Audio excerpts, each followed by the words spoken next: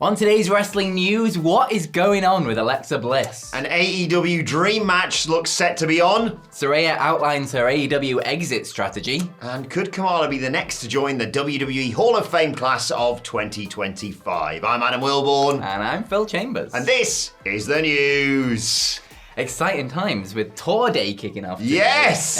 But before that, moving over to WWE, Alexa Bliss, you may have noticed yesterday or the day before, she was pulled from appearances at WWE World, speculating a lot of people to go, whoa, what is this all about? What's going on? There was a bit of confusion about that she'd been pulled from WrestleMania itself, but no actual reports have been saying that. It's just the WWE World event, which is like the access thing where you get to meet loads of wrestlers. So she's been pulled from that. And the only kind of information that we have about this at the minute is Alexa Bliss tweeting a GIF in response to this. And it's just the Ross meme from Friends of him going, I'm okay. I'm fine. Everything's great. I'm fine, okay? I'm great. So it's a very sarcastic GIF. But it's like, what is going on here? I love the fact that we have been reduced down to reacting to GIFs posted by wrestlers to analyse what they're doing at WrestleMania this year. Yeah, I mean, like you say, a load of people speculated, she's not at WWE World. That might mean she's not at WrestleMania, which means what the hell's happening there? Because, it all seemed like they brought her back, obviously, in the Rumble. She had a great performance in the Chamber, and you just thought, she's going to do something at WrestleMania. Maybe it would be challenging for the tag titles, maybe reuniting that team with Nikki Cross, the Bray Wyatt, association with that, with the Wyatt Six. Who knows?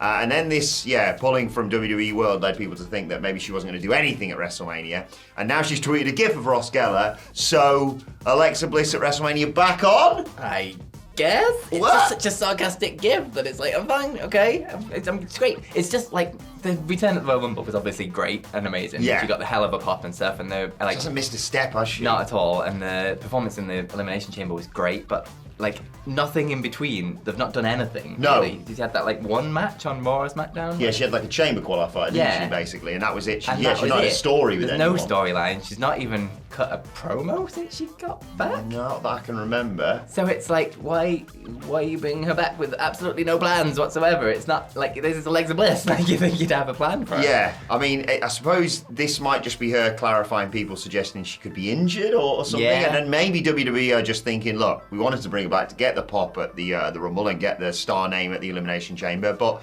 Mania's kind of stacked right now. It really is. She's had amazing WrestleMania moments in the past, and she'll have more going forward. Let's bench her for WrestleMania and have her have a big push immediately following WrestleMania. Yeah. I don't know, maybe next we'll be looking into... we can't look at wrestlers' likes anymore, can we? No. Well... That's hidden. Must ruin that for everyone, didn't it? What do we do now, then? Instagram likes? Is that a thing? I hope it's not. Anyway, let's turn our attention now to an AEW Dream Match that has been heavily alluded to. So, right, let's... Mercedes Moné battled Momo Watanabe, of course, for one of her titles recently. We saw Billy Starks in the crowd. Billy Starks had just wrestled Mercedes in a brilliant match on Dynamite this week. And following that match, Mercedes did a big thing of saying, who even trained this loser? It's Athena, which has led a lot of people, obviously, to speculate whether or not we are going to be finally getting Mercedes versus Athena. Well, good news if you're hoping for that. Fightful reporting that is happening. It could even happen, according to Fightful, as soon as AEW Dynasty, which is in 2-3 weeks. It's the first weekend in April, basically. Big thing this, because obviously, I don't know whether it be title for title or whose title would be on the line or what, but both doing very well in sort of undefeated streaks. Mercedes, 10 months as TBS champion. I think she's gone 14, 16-0, something like that. Athena's over 2 years as ROH champion, of course. Now, interesting fact here, they have worked together 36 times, even teaming together, but they have never had a one-on-one match. The closest they got was a triple threat involving Athena and Mercedes back in 2018. They haven't worked together in over 6 years. But yeah, people use the phrase dream match quite a lot. This, in terms of AEW's women's division, is one of the biggest matches they can book, isn't it? Yeah, right from the beginning, this was the one for me, just because Athena's been on a hell of a run. Yeah. She's basically been the star of Ring of Honor. Every time you think she's losing the title, she just keeps winning. Yeah, it's ridiculous. She was so good. So I'm kind of excited for this one. I think it's a little bit different for Mercedes as well. And it's also finally shining more of a spotlight on Athena that's just been learning for obviously 2 years with the bloody Ring of Honor Women's Championship and never really got that sort of spotlight on proper AEW TV, which is Mercedes going to want that belt. belt? I mean, why not? She's in the middle of a belt collector gimmick. Jesus. Give her them all. Someone's got to beat Athena at some point. Yeah. I think people would riot if that happens, to be perfectly honest. I saw some tweets saying as much, basically. A bit annoyed that they're not, at least 50% of them are not in their old WWE gimmick, because then you could have had Moon versus Mooney. Ooh. Thoughts? Terrible. Thank you. As usual from you. But yeah, we'd love to see that. I'm very excited, and yeah, if you're looking forward to that, you've got like 3 weeks to wait. Great. Yeah. Absolutely great. You know what you've not got weeks to wait What? for? Our World Tour. It's today. It's today. That's We are March leaving 21st, from that's today. Manchester in like an hour or something. So you can get tickets still, whatculture.com/tickets. We're going to Manchester, and then tomorrow we'll be in Belfast. Monday we'll be in Glasgow, and then obviously we're going to Las Vegas for WrestleMania, so come for that as well. But we do have a little bit of news. Yeah. It seems to be a bit cursed, this tour, because you may realise I'm sat in this chair and not Andy Murray. There's a reason for that, because he is ill. He has the flu, and he is still at home. Get well soon, Andy. Get well soon to Andy. Send him your best on Twitter or X or whatever the hell. I'm crossing everything that we get him back from the Glasgow show. So we're trying. flying like super early to Belfast tomorrow. So Andy is going to miss Manchester and Belfast, and we're hoping that it'll be well enough for Glasgow, since it is his home country. Yeah. On Monday. So we're hoping he'll still be there for that, but he won't be at Manchester and Belfast, unfortunately. Can say Gareth is going to be at Manchester. Yay! So there's a bit of a replacement. However, there's more curses to this goddamn tour, because Heathrow Airport, there's been a big fire and it has no power or something, and the whole entire airport is done. So Simon Miller was flying from Heathrow to Belfast, so he won't be able to do that. So Miller will be at Manchester, he will be at Glasgow, but Simon Miller will not be at the Belfast show, unfortunately. Sorry, guys. So very sorry for that, but you can still get tickets, whatculture.com/tickets, if you want to see the rest of us. Yeah, we're going to have a great party regardless. It's going to be so much fun. And yeah, all part of this world tour that ends in Vegas in, Jesus, is that 4 weeks? Yeah, We're in Las Vegas at the HyperX Arena. As long as Heathrow's fixed by then. We're doing a SmackDown watch along. The whole gang's going to be there. Meet and greets, as with our appearances in Manchester, Belfast, and Glasgow. Meet and greets are included in the ticket price, so don't worry about that one. And we'll be doing loads and loads of fun stuff and chatting to you guys. It's always great to get out and see the fans.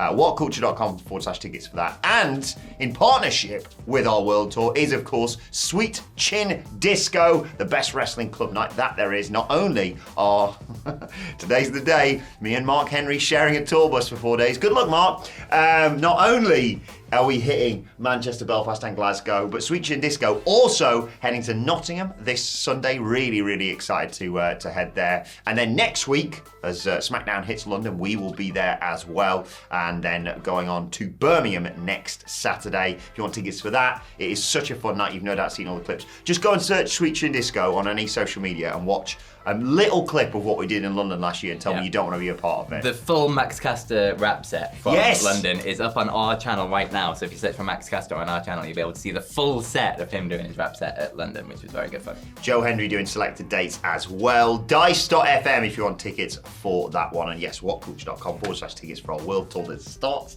today. Absolutely. But Saraya has been talking about what's going on with her in AEW at the minute, and kind of outlining what feels like a little bit of a exit strategy, or at least preparing for the end of her in-ring wrestling career, at least. Now, I've just got some quotes, and she was talking to Sports Illustrated from all this. So I'm going to go through the quotes because it's easier just to read them. Yeah. She says, "I'm letting people beat me left, right, and center. I was on a losing streak, but I just wanted to people to get their rub.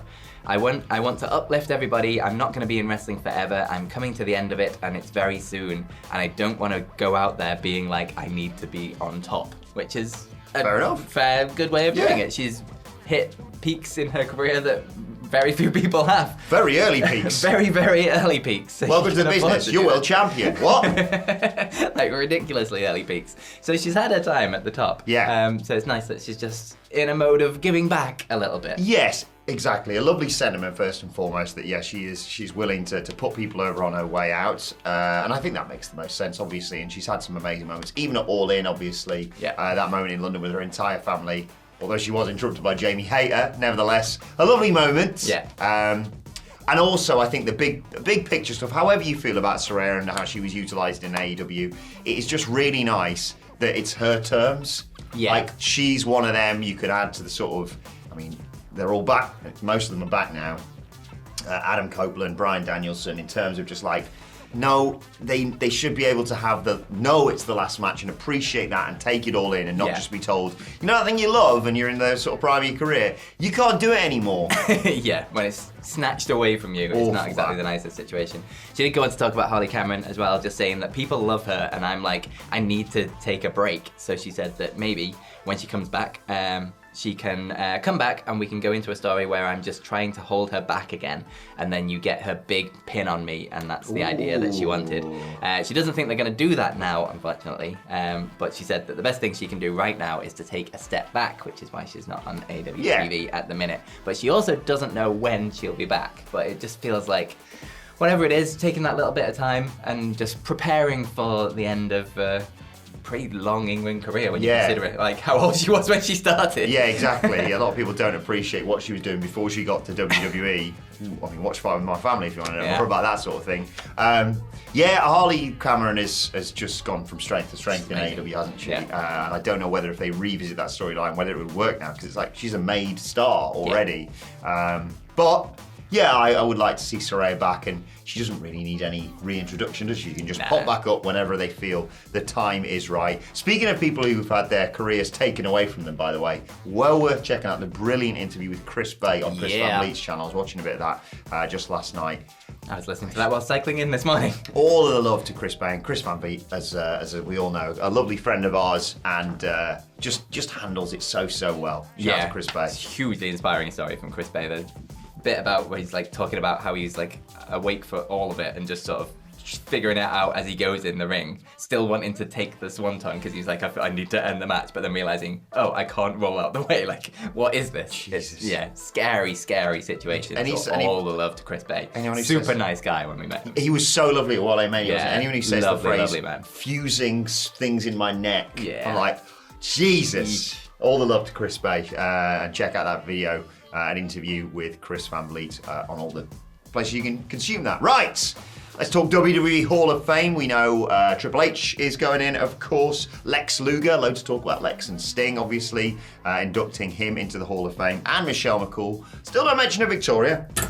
We'll wait. But WrestleVotes tweeting yesterday that according to sources, another name being discussed internally for the Hall of Fame 2025 is the Ugandan giant Kamala. Sadly, of course, he passed away in 2020, complications with COVID. But yeah, an iconic wrestler, like an unforgettable star that when you first saw them growing up, you were like, what the hell's that? Yeah, very much one of those things you see on TV and you're just like, what? Yeah. What is this? The entire package. Absolutely ridiculous. They often have like a posthumous induction, don't they? And I can't think of many better. I know Bray Wyatt obviously is a name that always gets chucked around, and will absolutely happen one day. Yeah, it will happen one day. You sense he'd be the sort of head of the class, wouldn't he, really? Yeah. But yeah, Kamala, I don't see any problem with him going into the Hall of Fame. No, absolutely, totally deserved. He had a rough run of it at the end of his life, as we were finding out before. But yeah, totally deserved. A star of that era. Yeah. Moon and star on his belly. A literal star. Yeah, there you go. Right, let us know your thoughts on everything we discussed in the comment section below. Don't forget to like, share, subscribe. Meet us on tour. WhatCulture.com/tickets. And in the interim, why not check out this video? No idea what it is, but I'm sure it's great. It's right here. Click, click, click. Bye. Click.